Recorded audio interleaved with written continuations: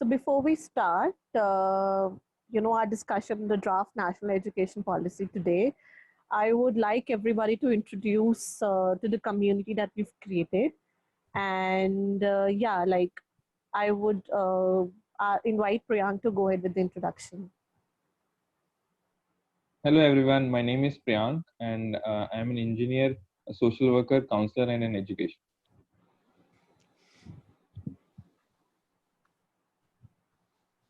Yeah, Saurabh. Hi everyone. My name is Saurabh Nanda. I'm an educator, a career consultant, and I've been in the field for almost 9 years. So I've worked in various aspects of the education domain with both schools, colleges, and test prep companies. Yeah, Pallavi. Hi everyone, I am Pallavi. I am a human rights activist. As of now, I am working with an university in Bangalore and trying to revamp the education system. Yeah, Prakhar. Hello, everyone. First of all, really excited to be a part of this group today. As you already know, my name is Prakhar. I've had the experience of working in the development sector for the last 3 years. I did the Teach for India Fellowship, then I worked on the staff team as their school and community relations associate. One thing I'm really passionate about is just exploring the role of community and parents in the education, teaching, learning process and how it can impact the overall learning outcomes of a child. Yeah, Rima. Yeah, can you hear me? Yeah, we can hear you. Yeah, there's an audio problem at my end. So hi everyone, my name is Rima. I'm currently working as a freelance consultant in the education space. I've however been in the sector for about 15 years. So education is really close to me in that sense, and I'm really excited to be here because I've been trying to try and understand the policy since a long time now, but never got to start it. And so I look forward to the discussion and learn from all of you as well.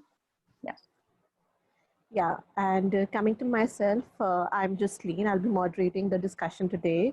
I'm a Teach for India alum who's worked in the low-income community of Jahangirpuri. And so I started various projects in the community to empower children and the women in the community. And this is something that's really close to my heart. And yeah, I really look forward to the discussion today on the draft national education policy. Coming to the discussion today, we've divided the discussion into 3 parts. First, we'll be discussing about the highlights of the policy. What are the various issues that we witnessed on ground and how is the new education policy or the draft national policy bridging those gaps? Second, we will move on to the gray areas of the policy. What are the things that we do not resonate with? And lastly, we will be proposing our own solutions and suggestions for the draft education policy and what are the various aspects that we can incorporate so that the policy is more adaptive to the current situation and any situation that we might face in future as well. We move on to a first part. I'll repeat what we are getting into. What are the things that you have read in the policy that will strengthen the gaps in our current education system? Or what are the highlights that you came across in the new education policy? So anybody can, volunteer to take up this first. Like we all will be contributing. So I would love to have somebody volunteering to take it first. Okay, so can I start? Yeah. Yeah, so I haven't really read the policy completely, but this is based on some reading that I've done.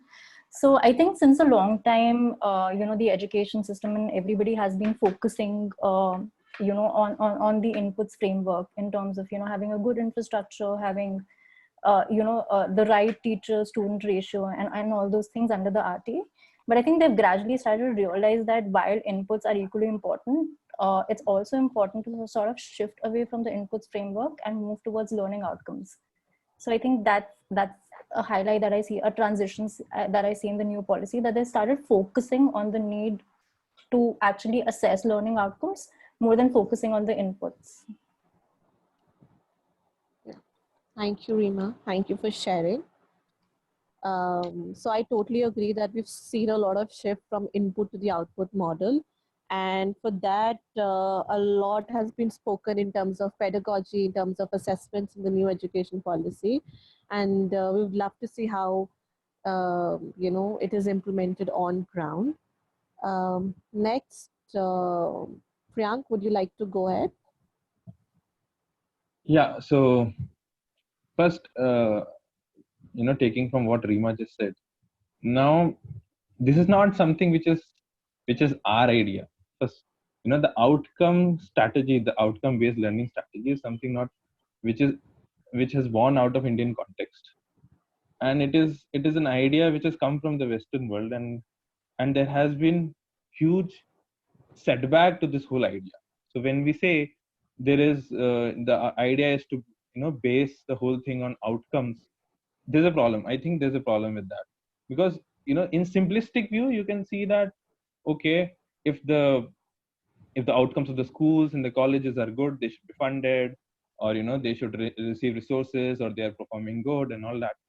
But in order to make those outcomes happen, what we are losing is something which we don't see.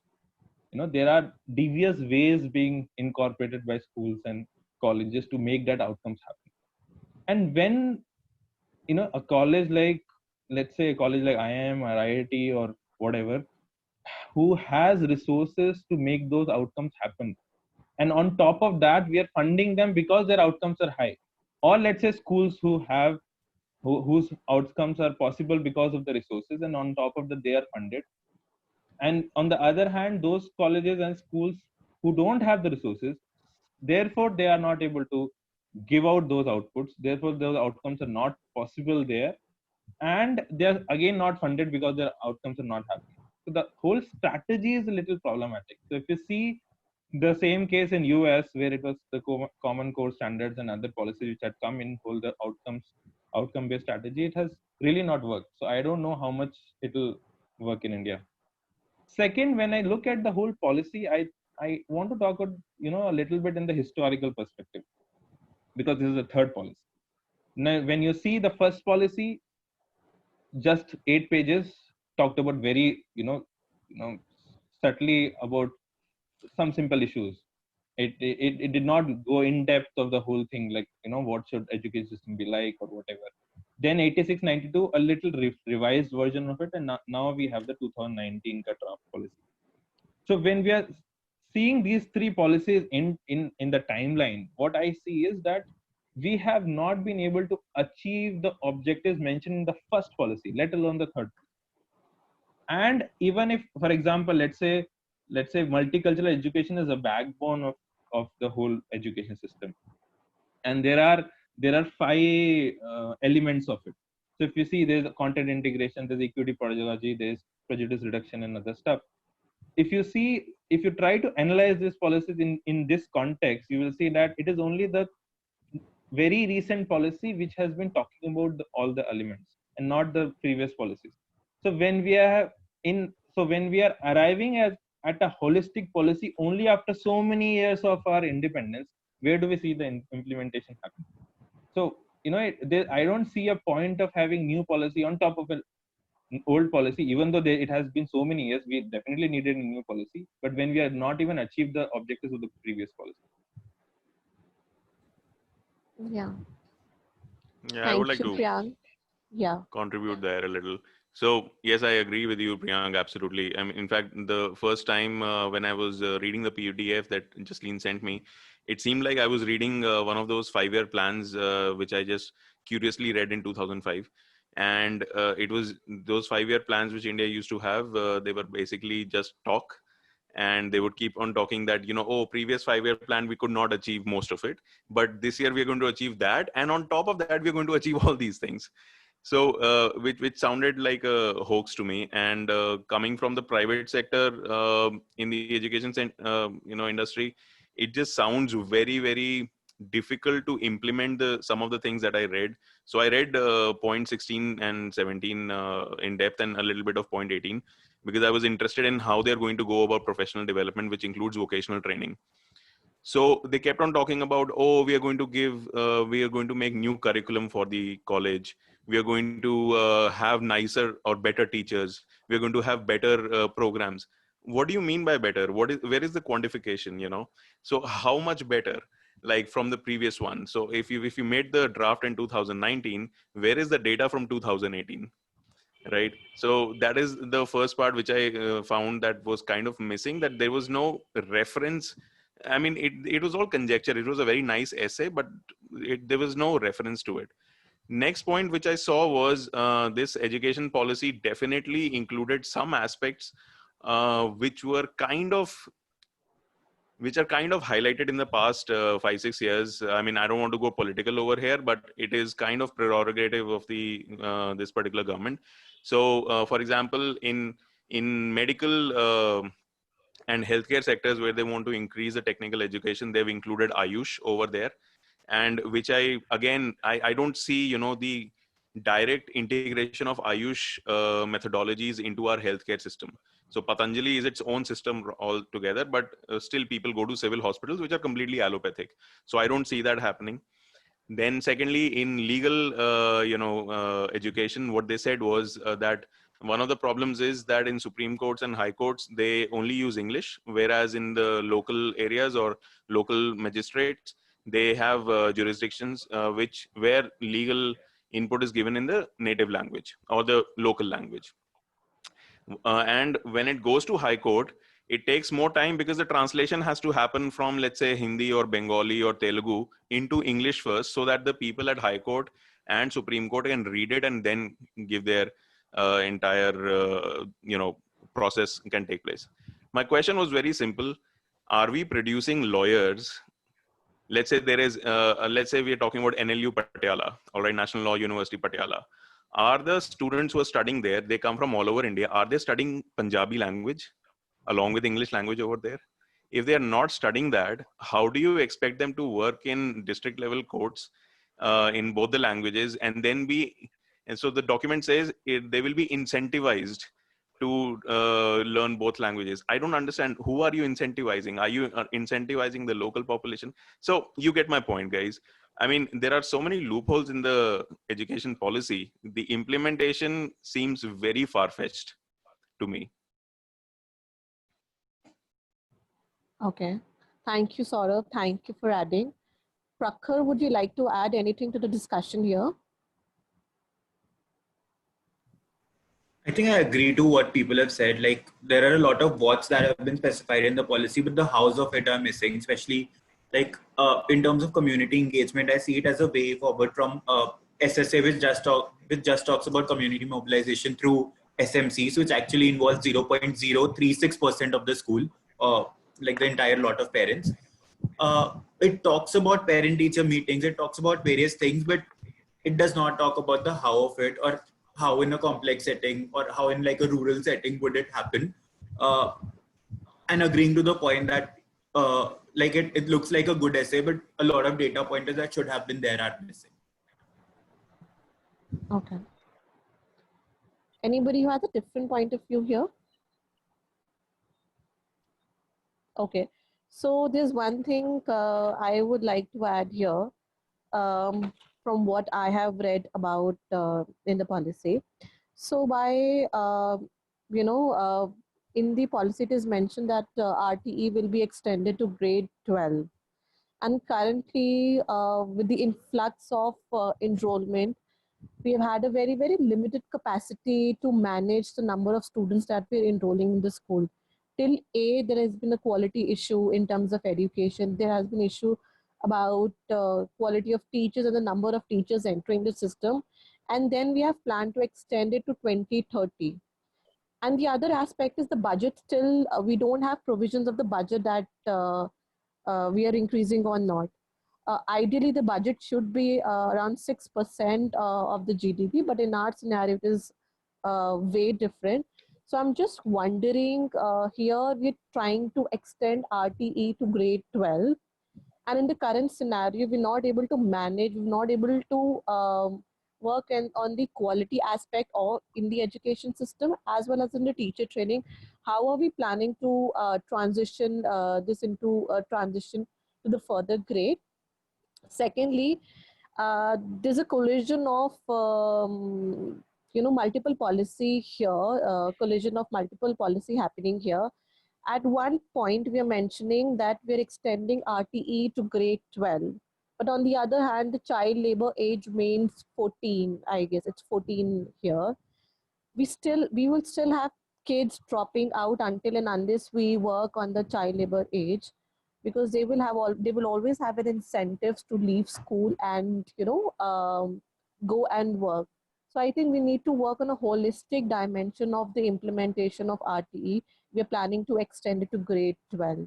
And again, discussions around no detention like there is a provision of no detention policy in the system, but with extension to grade 12, will we have no detention policy, or are we planning to have a look on the no detention policy? These are the few thoughts that came to my mind while analyzing this. Like, what do you think about it?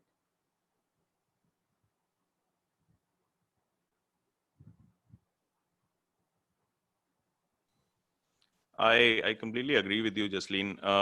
And that has been, I mean, some of the things when it comes to policy making in our country, we've kind of created silos, departments and ministries which do not talk to each other.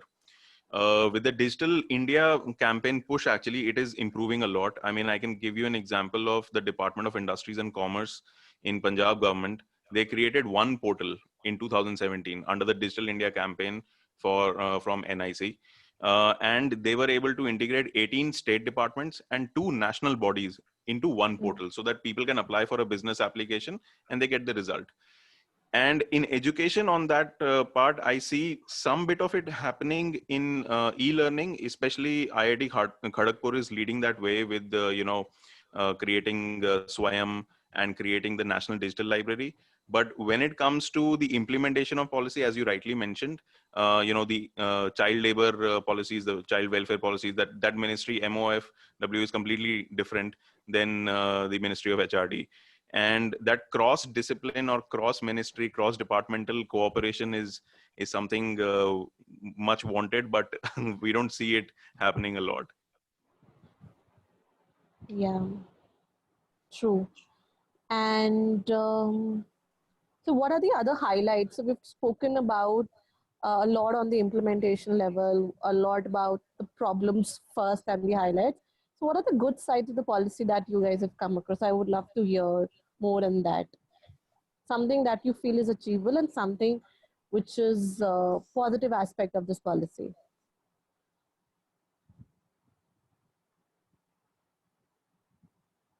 Like, anybody can volunteer for this first. Okay. Okay. Please. Go ahead. No, go ahead. See, one important thing about this policy which I observed was it is, which no other previous policies have done, is touched on a very important topic of stereotypes and labels. If you see the way it has been able, first time a policy has been vocal about that the whole education system is not really asking questions or discussing the whole importance of doing something about the stereotypes and prejudices floating in the atmosphere of schools and everything was disturbing. And at least now we have a policy which is really condemning these ads and which has been speaking about that it is something which is necessary on the ground for teachers and administrators and students, parents, everyone to see to that we do something about it. That is something which is very important. Thank you, Priyank. Sorry, you can go next. What I found really interesting was that they are addressing some of the issues, at least in higher education institution governance, where they clearly mention that the governance is of bad quality, and because of that, there is less autonomy in higher education institutions, and they're not able to become the kind of institutions which probably Nehru envisioned, or which probably the HRD ministry wants our colleges to become, like the hallowed universities from the West. So they've identified that clearly. They say it is politically motivated. Most of the positions of power, like the directors of engineering colleges or chancellors of vice chancellors of universities, and they are creating a structure, a board of governors, where 50% of the people will represent the public interest and 50% will be from the university and the government. So there will be a good balance to create autonomy in the education institution. So that is something I really liked, that they've identified the political interference into universities. Yeah, thank you. Thank you. Prakhar, would you like to add any highlight that you came across in the new, like the national draft education policy?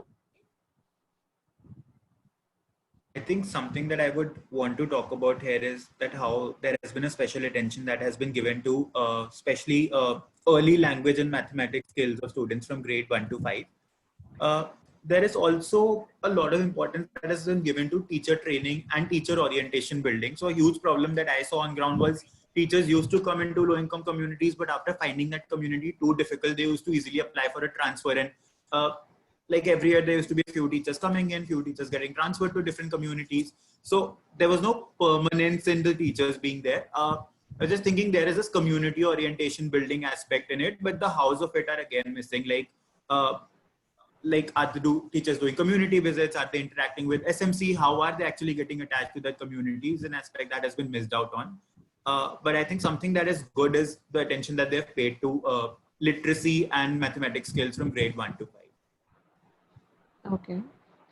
Rima, you have anything to add here?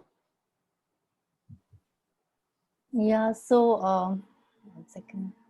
So as Prakhar was saying, I had the same point that they've given a lot of focus to foundational literacy and numeracy, and they've sort of realized that that's the building block, for the rest. And also the fact that they've actually included, again, implementation is an issue, but they've included preschoolers, into the policy, which is very important because I'm not very sure of how ICDS was working, because there are reports of how, the Anganwadi system wasn't really paying a lot of attention to the educational part of it, while health and nutrition was being sort of kind of adequately being covered. So the fact that they've brought, that group under the RT is a good thing. But again, as you all are mentioning, how do we implement, given the fact that keeping in mind the resources that we have and the budget, of course. Yeah. I think. Yeah, go ahead, Priyank. I think what she just mentioned about, when ICDS came in 1975, it was one of its kind, and it was so important to, or let's say it was shouting that you cannot have a good education unless you have early childhood care. You cannot have something like that. It is not possible. A malnutrition child will not be able to study. That is as simple. And you are giving midday meals only when the child is going to be 6, right? When the child reaches 6, gets an admission, you are giving meals to the child. But what about a child who is just born? You're not giving food to that person, that child. So even then, after ICDS came in 1975, nothing happened. It tried to get merged with the whole SSA scheme, but again, nothing happened. And now, at least, there is something called ECC coming up, and we are still talking about. There's nothing happened. Still, there's no policy. There's nothing happening on the ground where we see about the early childhood care. But I think this is very, very important. You cannot have, just look at the whole thing as saying that, okay, when the child reaches 6, we'll give the child food. Then usse pehle koi baat nahi. There's no necessity to give the child food. One. And I think what, Jasleen, you were asking previously about the whole RTE and no detention policy, I think we have missed that, but I just want to go back to that question, which is very important in life. I think, see, if you see the history of RTE, why did RTE come? Because Delhi had something called RTE, or it's near to RTE before itself. It was working wonderfully. Now, we had the DPEP first in 1993-94, where the whole districts were made responsible for giving education to every child, because of the Jomthian conference, which happened in 1990. So basically, the World Bank was ready to fund, nothing else. So when World Bank was ready to fund, we were like, okay, we'll have a program for the primary education. Then SSA came in. SSA was better than the whole previous program. Why? Because it has a timeline. But again, nothing was happening. So we came up with something called as RT. Let's make it a fundamental right, and now education will happen and all. But again, we have missed on something which you were saying, quality. Now, when we are trying to fuse two things, where you also brought in no detention policy. Now, no detention policy is again a wonderful thing. It has not come out of thin air. If it has been given by someone who is considered as an epitome in the whole education scenario in Indian context, Krishnan Kumar, Professor Krishnan Kumar.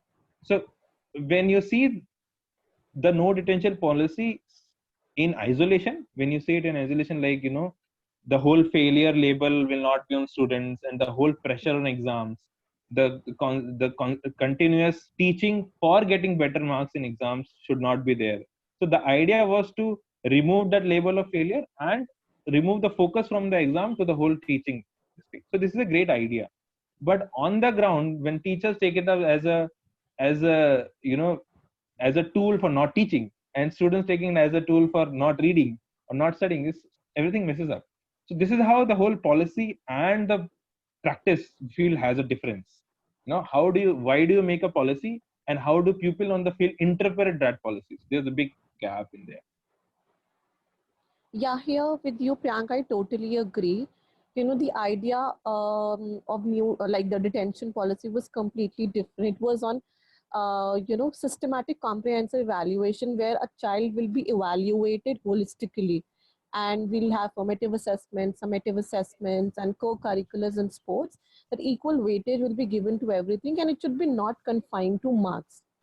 So what happened in terms of comprehending this policy was, firstly, students started taking studies very lightly because of the mindset that we will not, fail in the class. Secondly, there were no guidelines as to how these assessments have to be held. Like every school was coming up with their own tools and methods of evaluating students. They're giving marks on copies, they were giving marks on subjects, but they're actually not evaluating students holistically. So we do not have even though we have guidelines in terms of how evaluations have to be done, like teachers do not have understanding of how the evaluation has to be implemented on ground. Like there's no framework for that, due to which it's creating a lot of confusion, and teachers have started taking things lightly, as due to which obviously quality has deteriorated in the school. So my question is, even though the idea remains sacred, how we can make sure that new detention policy is revamped, so we have proper structures of the evaluation and parameters for all parameters in system for the teachers to follow, to have these evaluations in place. And obviously mindset is something that will come once we have proper structures in place. So that was my idea for that. I have a quick question actually, and this question is like open to all of you because you have worked closely with the government schools and maybe government bodies as well. I want to know why such policies do not get implemented, or they get implemented in a completely different way than expected. I mean, how does that happen?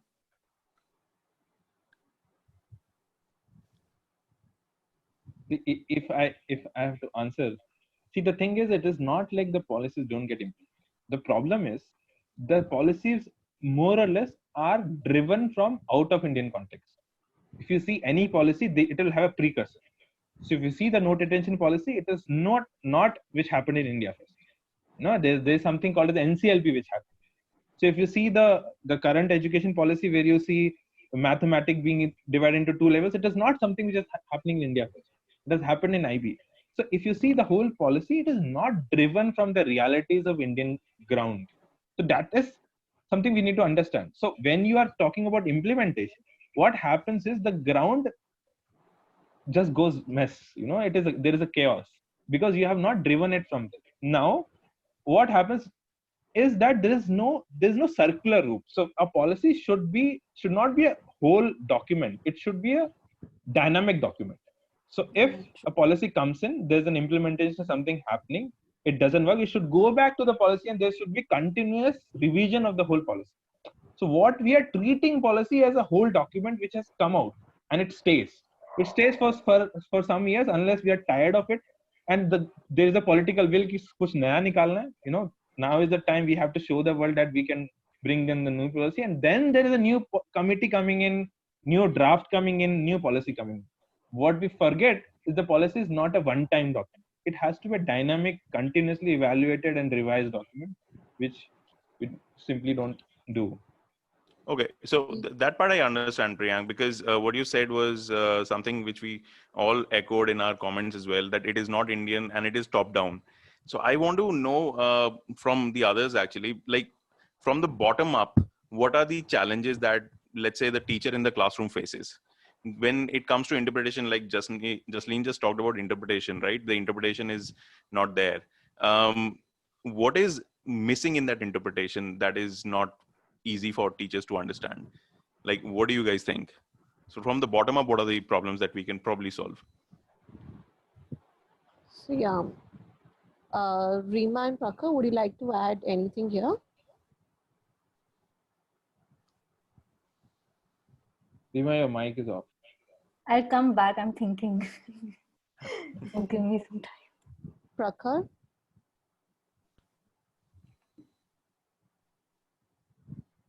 Yes.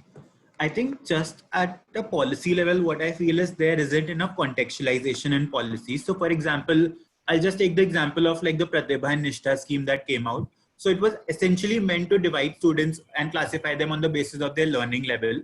But what essentially it became is a way to classify students basis on the medium in which they'll be studying. So all like Pratibha students used to go in English medium, and papers of Nishtha section used to happen in Hindi medium for most of the schools. And I think there is a lack of like real-time data collection from on ground. So how can we make our policies more customer-centric? What I also feel is that for any policy, it's important to have like a North Star. What is that policy trying to achieve? But it's equally important to have near stars or guiding stars. So I think although our policies have like North Stars, okay, this is what we want to achieve, they don't have enough near stars. What are the short-term outputs that will tell us that we are getting to that like outcome? I think just from the question that Saurav just asked, what is happening on ground that is sort of becoming an impediment to us achieving those learning outcomes? From a teacher lens, what I would like to say is that the teacher today in the 21st century is also stuck in a complex matrix of admin work, school responsibilities. So the main work of the teacher, that is teaching, like the core of the work, sometimes takes a backseat. I think there is also like not proper like teacher training and orientation building in the teachers, because of which certain things that they should be acting upon are taken in a very cursory manner. And I also feel there is a lack of incentive for teachers, because sometimes what happens is if a teacher has to be promoted to the post of a principal, for example, I know that as a new teacher, that will not happen for me for the next 10, 20 years. And my learning outcomes of my classroom won't necessarily be monitored for me to become a principal, right? At the same time, a TGT who has, for example, had a background in science, after teaching for a few years, if he wants to become a permanent teacher, they can do so for the same, for social science as well. So that teacher who had studied social science probably in their class 10th or 12th can become like a permanent teacher for social science because they have been like a TGT for some time. So there isn't enough subject mapping for teachers also. So I think there's lack of incentive, there's lack of real-time data collection. All of these factors, I mean, sort of combine to and result in the policies not giving us the outcome that they were made for. And also here I would like to add, we can't underrule the number of contractual teachers that we have in system. They do not have any incentive in place. They're just paid on daily basis. They're not paid for their vacations. They're not paid for any holiday. They're not paid for Sundays. They're only paid for the number of days that they attend school. And we can't ignore the chunk of contractual teachers that we have in place. Like even in the school that I was teaching, like out of 100 teachers, we had 50 contractual teachers in place. So what about their development? What about their incentive? What about their promotions? All of these, and these teachers are giving heavy responsibilities on ground, like from midday meal to, responsibility during votings and everything, due to which the main work, the main, like the main focus area that remains teaching gets neglected a lot of times. So I think the new education policy has the system that the teachers will not be given any work apart from teaching. But I don't know how, then who will do this work? Will we have new people joining the workforce? Will we have new contracted people coming to supplement those? So this is something that, is not answered in the policy. So yeah, so a lot of factors combine together why a teacher is not able to deliver. So It comes. why are there so many contractual teachers? Sorry to interrupt, but this question like just got stuck. Why are there so many contractual teachers then? Yeah, Priyank, would you like to answer this question? Yeah, basically it's because of the funding thing. Because there are no there are no incentives to be given to the contractual. There's nothing called as PA, there's gratuity, nothing. You can actually violate every basic right of the teacher when he or she is contractual. And what happens is, you will put a contractual teacher and say you are going to give him or her a salary of 25,000 on paper. You will transfer that amount by check or by wire to the teacher's account, and teacher will come back and give 20,000 to you by cash. That is what happens in most of them. Because the teacher is contractual, he or she is need of the job, doesn't have a qualified CTT or whatever it is, or doesn't have a way to get to the teaching job, then he or she works in the contractual position, and they are being exploited in on many levels. Then there is something, not just contractual teachers, there's something called as para teachers as well. That is much more interesting. So what happens in the villages or like in What kind of remote parts? teachers? Can you repeat that? Para teachers. Like paratroopers? I don't. Para teachers are those people who act as the teacher and go and teach. For example, you got a job as a teacher and you are posted in a remote part of Rajasthan, for example. Now you will not go there and teach. You will ask somebody else. So you will receive a salary of, let's say, 60,000 from the government. You will on 5,000 or 7,000, whatever, you will give that salary to someone else who will go to the school, act as you, that you are that person, and will teaching there. That kind of exploitation or loophole exploitation has been going on for a long time. Rima, you were saying something. No, I had 2-3 questions. So I just wanted to clarify. So I don't know if correctly, I was just trying to read the RT sometime back, and then I was reading somewhere that the no detention policy has been abolished. So because we're talking about the we're talking about the no detention policy. So I just wanted to clarify, is it still on, not on? Like, because I read a couple of documents that were saying that, I think it was a government document only that said that the no detention policy has now been abolished. It's the 90s document. Yeah, so that is one thing. And secondly, also, I mean, on the ground, right, specifically when you have teachers, and how effectively or how efficiently are the BEOs or district officers, how effectively are they sort of managing or supervising or sort of giving inputs? Ideally their job is to sort of see whether the intended outcomes are being met or not, whether the teacher's doing the job appropriately or not, or even give suggestions to the school. But are they doing their job or not? Because a lot of times what happens is a lot of their time actually goes in doing a lot of work that comes from the top. So they do not have enough time, or they're not incentivized to actually do the job they're supposed to do. So I think that also to an extent sort of impedes the policy at some point in terms of implementation.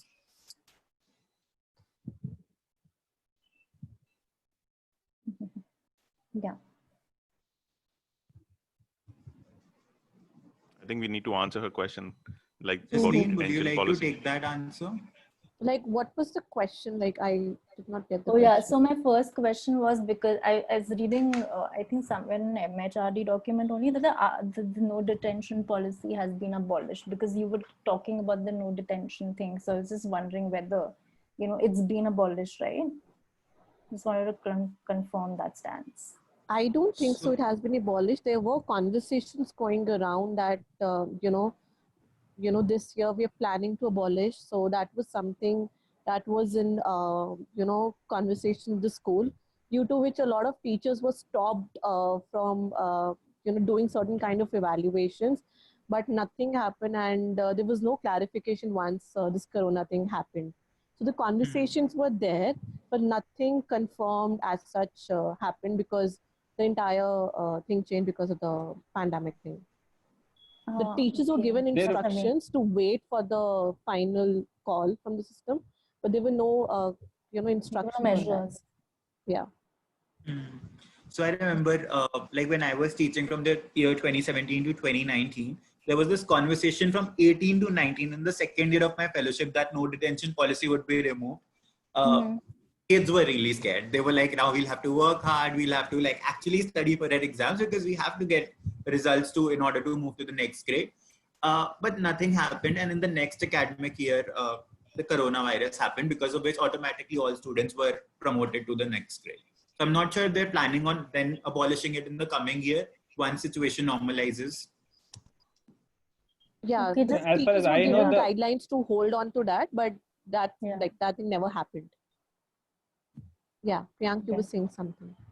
yeah, as far as I know, the bill has been passed by the parliament, but I don't know if Okay. it has come on It has ground. come. So it has been passed. Government has all the rights to implement it, but I don't know if it has actually happened. Yeah, so Rima, what was your second question? Yeah, so it was not a question, it was more like a comment that that on the ground, like you have these education officers, right, like the BOs and other people who are at the district level, who are actually supposed to supervise and see whether the schools are meeting their objectives or not, whether the teachers are doing their job or not, and sort of give their suggestions. But what happens, and this is based from what I've read, that the fact that they have a lot of work has been given to them that comes from the top, and therefore they do not have enough time to sort of do the job they were supposed to do. And that might also perhaps be one of the reasons why the policy is not really implemented well in terms of quality specifically. So yeah. I think I agree to that. I think there are three aspects to it: incentive, training, and monitoring. So as we've already discussed, that there is very little incentive for teachers to actually perform well in classrooms. In terms of training, the training is one time and it's not well designed. So there were cases like in Rajasthan where teachers used to go for the same training year on year. So imagine being a teacher and going into that training every year and seeing the same PPT over and over again. And there are no effective structures for monitoring also, because although there are people from the department who come for the visit, for the one day that they'll be there in school, everything will be perfect. Teachers will be in the class, but they're not there like on like 24/7, like or all days of the week. So they can't really get an on-ground reality, because a lot is like just a painted picture for them. A lot is like just to build a good image of the school. Although there were structures in the form of mentor teachers that were implemented for support and monitoring, the mentor teacher in a school has very little power, and these mentor teachers have a lot of workload in terms of just going into different classrooms, observing, giving feedback to the teachers, and at the same time they have their own classrooms to teach, and they are full-time teachers. So mentor right now is not a full-time position that a teacher would go and observe, and at the same time if they find like a teacher not performing to the utmost standards, they have no right to sort of suggest an additional training program to the teacher or put that teacher on show cause. I think the only right they have, they can just give feedback and support to the teacher. So there are no effective structures for monitoring or to get like what a real picture of the school looks like. So so they basically don't get a data also from the schools in terms of what's happening. No, right? As you said. So Yeah, Rima so- and Prakar, I have one question, if you guys don't mind answering that. So you guys said that there are not enough people at district level or block level to take care of a lot of responsibilities, and that is why teachers get to they have to take care of a lot of responsibilities which are apart from teaching, right? So do you think there is a possibility of hiring people who are, let's say, non-teaching admin work kind of assistants to teachers, which will probably help the schools Do you think there's a provision for that, or should we have something like that? I think we should try and fix things than like get into more things. So I think we need to sort of make people more accountable for what they're supposed to do. And I think that's one of the reasons many times the schools are not accountable, many times the government is not accountable. So I think like in case of these district officers at the district, they should be actually given, they should be allocated enough time, or not even allocated, they should actually do what they're supposed to do, right? So I think from the top only you need to see how that whole system works. So there needs to be a change from the top to the bottom. I don't know, I'm not very sure if bringing another layer into the picture is really going to solve the problem. I think, Saurabh, to your question, I think there is already one position like that per school. And then there is additional IT staff also in the school that is supposed to help the HOS, the school principal, with just mails and circulars. But I think there's just one position. So that person has to oversee 2,000 to 3,000 kids and 40 to 50 teachers. And there are so many schemes. Teachers have to make sure that like there's Kishori scheme, there's Ladli scheme, then they have to make sure that the funds are being transferred in the kids' account. They have to take the details of Aadhaar card. So that ends up taking a lot of time. So exactly. I mean, that's what the question was. This thing is pure administration or very basic level accounting work, right? And a teacher should not be doing this. So probably the clerical staff of the school, however it looks, I mean, probably they need to hire more people as well. I mean, there should be one person who should just be implementing the schemes which are coming every 6 months from the government.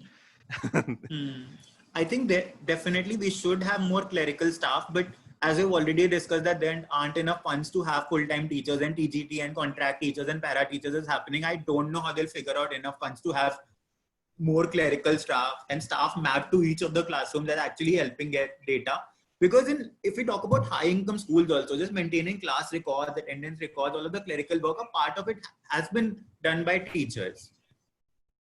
So I'm not sure how that will look like on ground, but yeah, having more clerical staff would definitely help.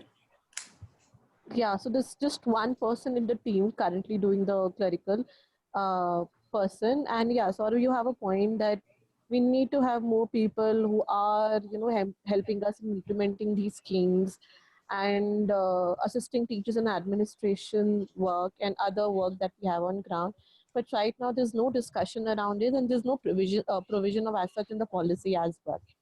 So this is like one recommendation that we can have for this system, that to have more people supporting schools and administration and in implementation of various schemes.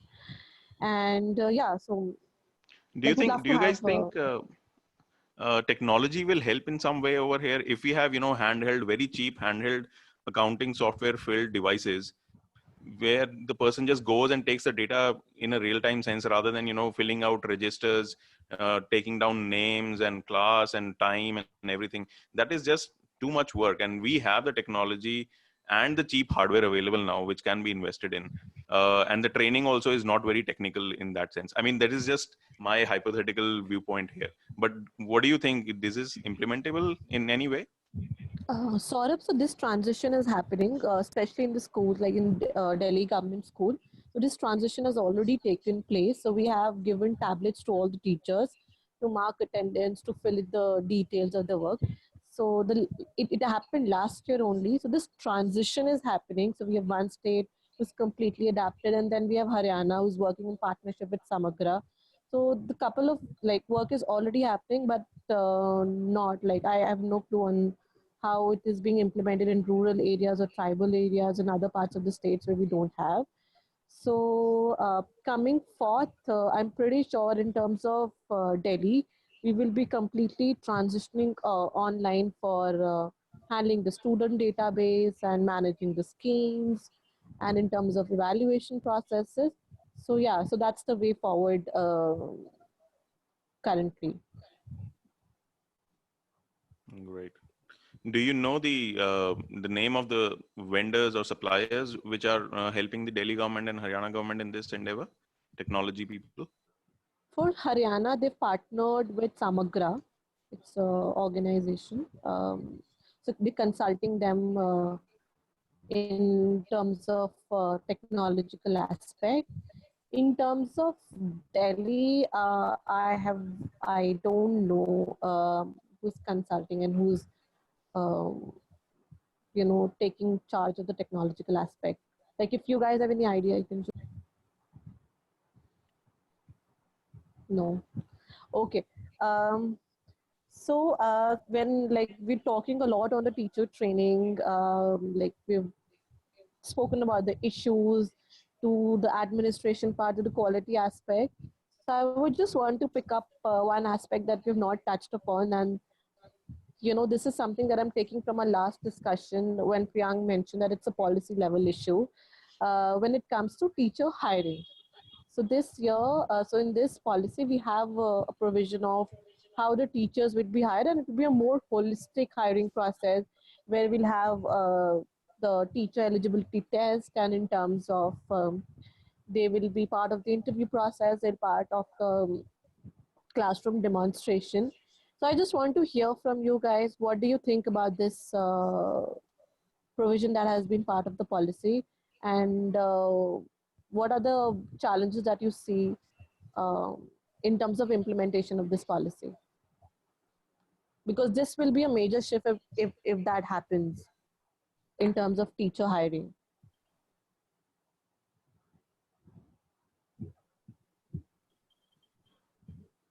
So I've taught a lot of B.Ed qualified teachers, mostly from Central India and North India. So that's a huge Hindi belt for CTET, and most of them were already well qualified because, well, I think those people only can afford test prep for CTET. But they had told me a lot of cases where you can buy B.Ed degrees from universities in Jammu, universities in Bhopal, and universities in Meerut and Agra. You can just buy the degree and then you sit for the CTET. You clear the CTET. So B.Ed is basically non-functional over here, because if you clear the CTET, then you're an eligible teacher. So I just wanted to know, I mean, can they refine the process in some way? So there's one provision in the policy that they will shut down all the dysfunctional and standalone university that are providing B.Ed degrees, and coming up with the structure of a 4-year, B.Ed program with more universities coming up, and they'll have a proper parameter as to what will qualify as a B.Ed school. So this is already there, and like, I'm not sure because we have thousands of universities providing B.Ed degree as of now.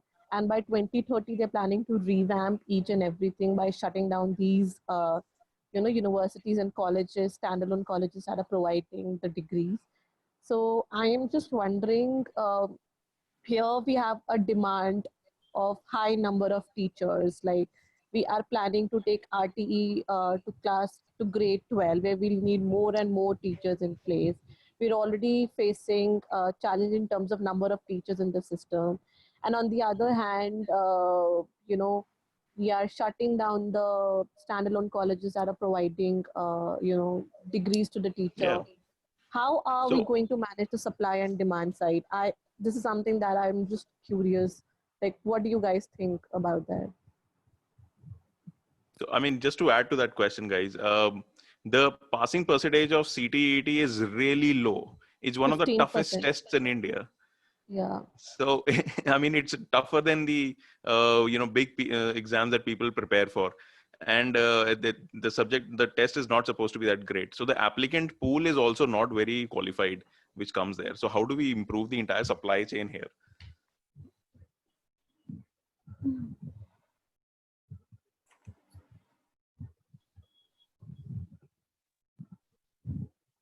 I think I see B.Ed Priyank colleges, smiling. I think there are a couple of things. One, first, CTT is not a very old.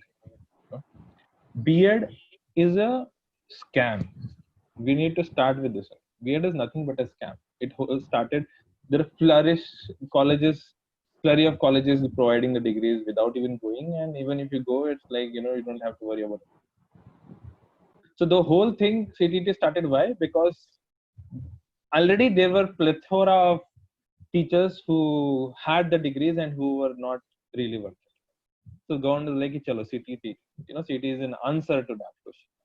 That now we will be able to remove those people who are not worth it. But again, that exactly has not happened. So when we are asking the question of supply and demand, we have to understand where we are today. So today itself, we have a very bad quality, if I could say that, of teachers coming out. So now, even today, we don't have that matching supply and demand. Just because there's a person who has a CTT qualified thing, that doesn't mean the supply and demand is matching. We need to have the qualified supply for the actual demand, right? So in that respect, we don't have it even today. So first of all, we need to definitely, as the there has been a lot of layoffs also very recently. I think last year, uh, uh, UP government had taken the initiative where they are doing background checks of all the teachers. So there was a huge layoff. Most of the teachers had their fake degrees. So like you got the degree from somewhere, you don't have the record, because now everything is technology is there, so it is very difficult to goof up. Earlier तो register में entry, नाम, exam में marks सब हो जाता, everything used to happen. Now it is very difficult. So there was a huge layoff that time. So even if we have a demand, I think what we should concentrate on is try to provide quality supply. And in that respect, it is important to first get rid of, because if you see Bihar particularly, I can't even tell you. There is an article written by one of my professor on how B.Ed is nothing but a scam in Bihar. How it is very important to just get rid of those colleges and nothing else. Because, okay, I don't want to venture into the history of it, but I'll just give you a glimpse of it. Because see, if you see historically, teachers in India were very less paid. Why? Because teachers were actually not incentivized by the government. The farmer's kid, if the farmer used to produce rice, the kid will give the teacher rice. If the farmer is producing dal, the kid will give the teacher dal. So the teacher used to receive everything in time. There was nothing payment as such happening. So after the whole government system started, government was like, see, they are already getting rice and dal from the students, so they will pay them less. And the parents of the students were like, anyway, the government is paying you, so we will not give you rice and dal. So from there, if you read the wonderful book Politics of Colonial Education by Krishna Kumar, it has given a detailed account. From there, the whole salary of teachers was very less initially. So वो कहावत, in my time there was a saying that जो कुछ नहीं बनता वो teacher बनता है. Someone who doesn't become anything will become a teacher. Why? Because teachers were very less paid, and there was plethora of teachers who were doing nothing and so were becoming teachers. And then we started to doing damage control. We were like, okay, there are no quality teachers out there, so we have to do something about it. But it was too late. If we increased the income of the teachers, we started CTT with this, that, blah blah. There were a lot of regulations being done, but now everything is so late.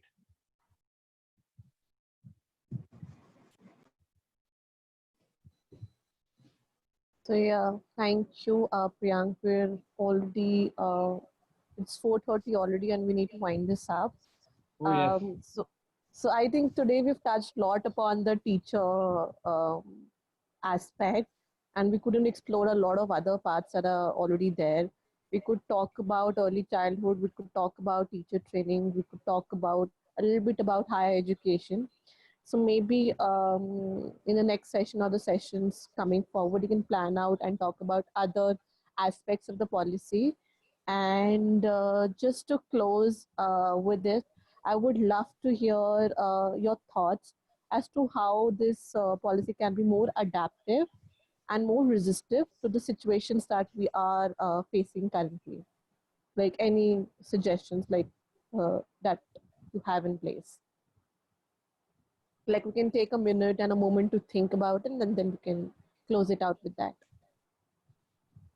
I have a pretty clear answer for that.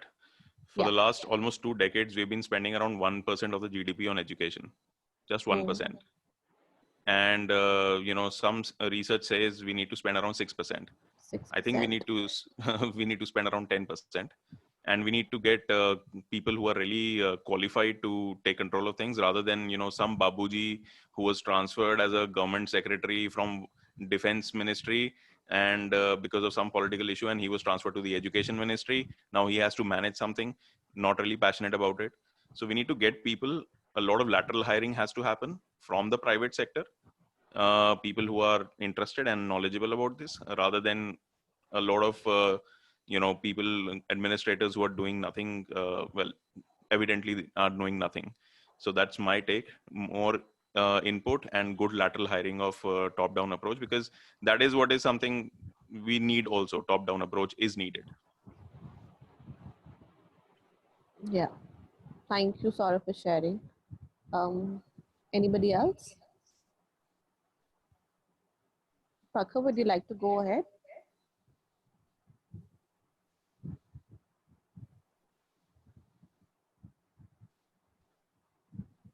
I think my thoughts were similar to Saurabh, that we need to increase our spending on education. But I was just thinking not in terms of policy, but otherwise also how our perception about teaching needs to change. It needs to evolve with time. And believe me, I've been a Teach for India fellow for 2 years, and teaching is hard because a teacher is not just teaching in classroom. They are planning, they are mobilizing stakeholders, they are managing various aspects of teaching. So I think the entire perception of कि जो कुछ नहीं बन सकता वो teacher बनना है needs to evolve to like something like teacher बनने के लिए बहुत मेहनत करनी पड़ती है, or something like this, because I think unless and until we create this mindset shift, we are not going to get good talent into on ground and in low-income communities to actually impact where it's most needed. Yeah. Thank you, Prakhar, for sharing. Priyank? I think just what Saurabh was saying, we should have something which the policy was also recommending, an Indian education service. I think that was very important for not just lateral entry for experts to come in at those positions, but also to look at this from a regional perspective, to have people on the ground who could take responsibility of things. And second, I think if you have any policy document who is flexible and dynamic, that will help. You just make a fixed document which stays like that for years. That is something which is not working. Yeah. Thank you, Priyank. Prima? Yeah. So one thing I think we need to now, I think, change. I think the policy will need to sort of change given the corona situation, right? So how that plays out will be very different. So I think the one thing that I think going forward, one needs to focus on specifically teacher training, and because now since things are changing and you don't know whether how the situation will unfold later, I think one thing that the policy should focus going forward is how, teacher training for the digital age. So how do you sort of mobilize that? How do you work on that? Because physical training is very different from training for the digital. So I think that's something. And secondly, I think all of it at the end sort of boils down to political will, right? And also given the fact that it's a state subject, so every state will do it as per their own will. So I think that's a major sort of I won't say a problem, but something that needs to be sort of thought about. And as everybody said, yeah, we need to spend we're not taking education very seriously from what I think. We're giving like defense and other sectors, and health and education are foundation for any country, right? And we're spending the least amount on healthcare, the least amount of education. So I think a lot of it is about, the political will and the national interest on that. So that's one thing. And the second thing is, I think everybody sort of needs to sort of revisit the whole definition of what education means. I think for me, if you're asking what education is, it's a very holistic approach, right? It goes beyond assessment marks, and it's about how do you sort of nurture yourself, how do you find a pathway to your life, how do you sort of it's about human relationships. So I think we need to sort of try and sort of also understand what education means for us. I think right now we're too focused and too centering on marks and assessment, and our whole policy sort of revolves around that. So is there a sort of, I'm not saying that we can adopt the Finland model, but can we look at education differently? But I don't know whether that's going to happen. I think a lot of unlearning will have to happen for that kind of learning to happen. Yeah, I think it's really sad that, you know, since independence, we've gone far, you know, and we haven't been able to sort of put our basics in place. You know, children are not learning, teachers are bad, bureaucracy is not really functioning, there's no political will, there's no spending. So the whole gamut of education needs to be revisited, and we need to fix issues, as I think Priyank was also saying, that you know, we're just making policy one after the other without realizing what went wrong with the first policy. Why don't we stick with, you know, sort of dealing with that and sort of bridging the gaps, and instead of just making another policy. And again, and I'm very sure we're gonna sadly we're gonna fail with this policy also. Honestly, we're going to fail, because it's sad, but we will, because it seems to me a very, very ambitious policy. I haven't read the policy in detail, but it's very ambitious. It's too long. We don't realize we don't have the resources, as you know, just was saying, we don't have teachers even for now. We don't have capacity, we don't have resources, we don't have the budget. So, you know, why don't you focus on something, you know, it's always better to focus on few problems than try and solve everything that there is out in the world, because you can't, you're limited by your capacity and resources. And when we're trying to do so much through this policy, what will happen is it'll be counterproductive. We'll not be here and we'll not be there. We'll just be like flailing around. So yeah, pretty much that.